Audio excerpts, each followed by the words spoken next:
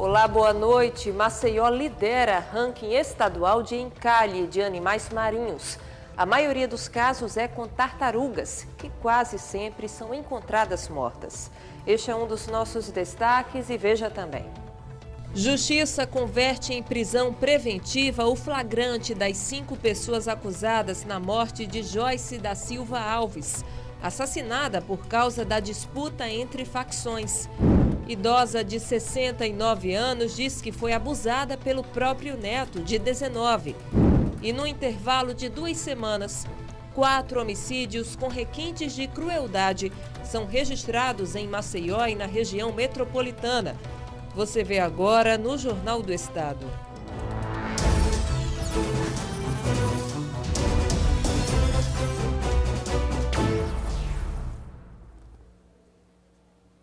Nas últimas 2 semanas, 4 casos de homicídios com requintes de crueldade foram registrados em Maceió e na região metropolitana. Para a polícia, facções criminosas da capital estão por trás desses crimes. Em 13 dias, 4 homicídios registrados em Maceió e região metropolitana ganharam destaque diante da brutalidade, todos com algo em comum: a disputa entre facções criminosas que vem crescendo nos últimos anos. São crimes que a gente tem casos semelhantes assim ou parecidos desde anos anteriores, e aí acirrou essa disputa com o conflito existente que veio do norte das facções criminosas. E aí, desde o final de 2016, que há uma disputa mais ferrenha entre essas facções criminosas e os traficantes. No dia 29 de janeiro, Milka Cimélia da Conceição, de 18 anos, teve a cabeça decapitada e exposta em uma estaca em Rio Largo. O motivo da morte seria uma dívida com uma facção criminosa. Em 5 de fevereiro, a vítima foi João Pedro Ramos Souza, de 14 anos. Ele morreu em uma troca de tiros entre facções no Vergel do Lago. No dia 8, o corpo de Clédson Marcos Fortunato da Silva, de 24 anos, foi retirado da Lagoa Mundaú. Ele foi executado por integrantes de uma facção criminosa, que gravaram a morte e divulgaram em redes sociais. A vítima seria de uma facção rival. O último caso registrado vitimou Joyce da Silva Alves, de 22 anos, encontrada morta em uma região de difícil acesso no Vilagem Campestre. Ela teria percorrido uma mata por 2 horas, acompanhada dos executores, e antes de ser morta, foi torturada por 5 horas e estuprada coletivamente. A ideia é essa, né? É tentar demonstrar o poder e a disposição daqueles criminosos faccionados, e aí inibir com que os rivais, os seus rivais, compareçam, tentem entrar na área que seja deles. É bom destacar assim, que nem todos esses crimes cometidos, a pretexto de ser por conta da disputa do tráfico de droga, são cometidos contra traficantes. Há casos recorrentes também de vítimas que são assassinadas pelo simples fato de morar numa comunidade que é dominada por uma facção rival. A Comissão de Direitos Humanos da OAB Alagoas acompanha os números e cobra a elucidação dos casos, mas não foi procurada pelas famílias. As vítimas desses crimes ou familiares dessas vítimas não procuram a Comissão de Direitos Humanos, né, para, de certa forma, reclamar, né, o fato ou pedir uma atenção, ou para que a gente cobre dos estados, do Estado, melhor dizendo, né, que apure. Há, de certa forma, um silêncio muito grande das partes envolvidas nesse tipo de crime. A brutalidade dos casos preocupa. O ápice da maldade, né, do ser humano, né, a que ponto ele pode chegar, e principalmente pessoas que têm o envolvimento com crimes e que, de certa forma, fazem isso para intimidar. A polícia afirma que segue trabalhando para elucidar todos os casos e coibir as ocorrências, contando com a ajuda também da população, por meio de denúncias. Todos esses homicídios vão ser certamente elucidados e os responsáveis vão ser culpados por isso, responsabilizados. A questão da ajuda da população é importante a gente destacar, porque é o canal 181 que garante o sigilo do denunciante. Então isso é importante para a polícia, ajuda em nortear os trabalhos da polícia, ajuda para a gente elucidar um caso, identificar o autor e, inclusive, prender. O juiz Geraldo Cavalcante Amorim, titular da 9ª Vara Criminal da capital, converteu em prisão preventiva o flagrante das 5 pessoas acusadas na morte de Joyce da Silva Alves, de 22 anos. A audiência de custódia ocorreu hoje e o magistrado destacou que a denúncia do Ministério Público Estadual foi acolhida após a exposição da barbaridade na qual foi cometido o crime relatado pelos próprios autores da infração.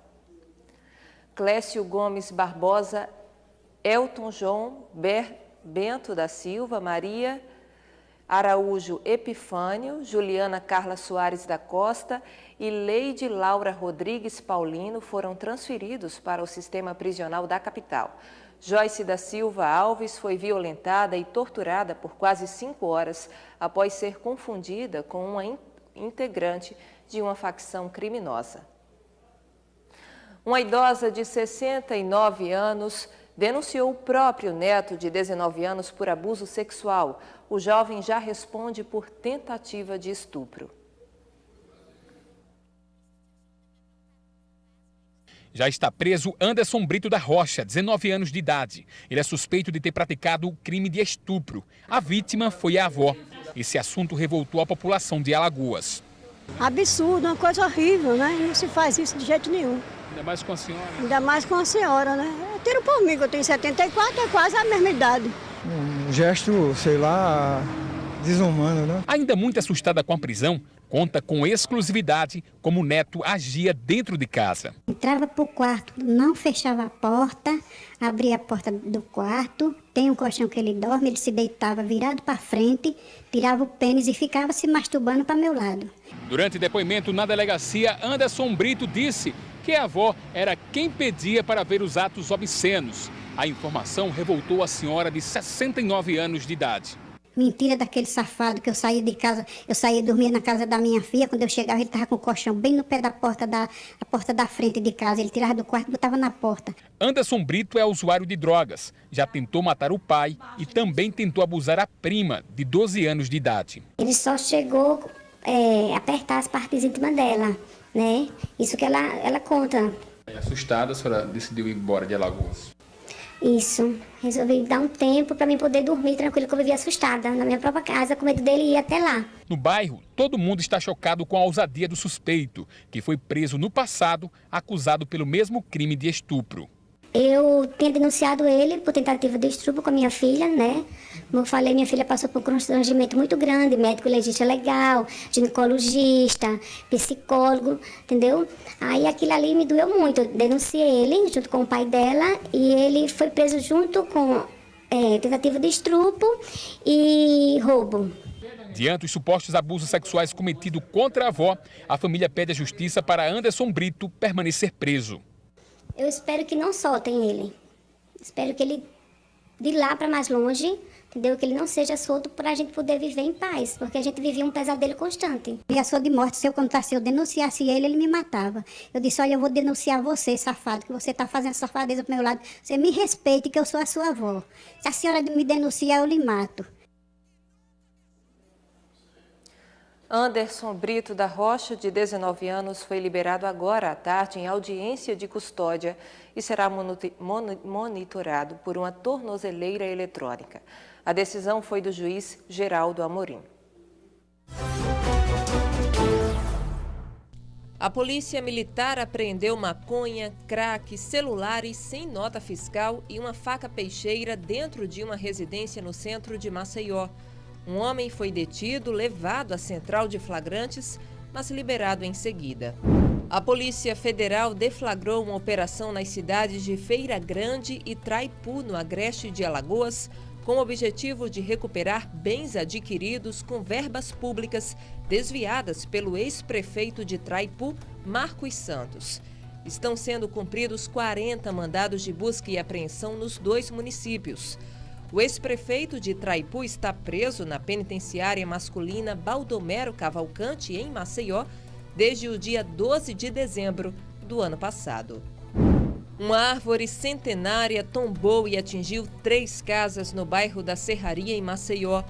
Uma das residências ficou parcialmente destruída e os moradores precisaram desocupá-la. Hoje, funcionários da prefeitura estiveram no local, cortaram e retiraram a árvore.